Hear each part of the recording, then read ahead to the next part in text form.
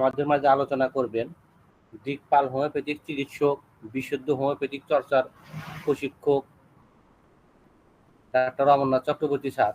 Sir আজকে আমাদের মাঝে আলোচনা করবেন আমাদের মাঝে আলোচনা করবেন কেন্টি রেপার্টরির থেকে আলোচনা করবেন মাইন্ড চ্যাপ্টার। স্যার আলোচনা করবেন, স্যারের আলোচনার পর্ব আজকে 31তম পর্ব। আসলে রেপার্টরির বিভিন্ন জায়গায় বিভিন্ন রকম আলোচনা হয়, আমরা তো বর্তমান দেখতে পাচ্ছি কি আলোচনা হচ্ছে। লোকাল পার্ট ধরে বিভিন্ন চ্যাপ্টার ধরে ট্রিটমেন্ট হচ্ছে, বিভিন্ন চ্যাপ্টার ধরে বইও তৈরি হচ্ছে।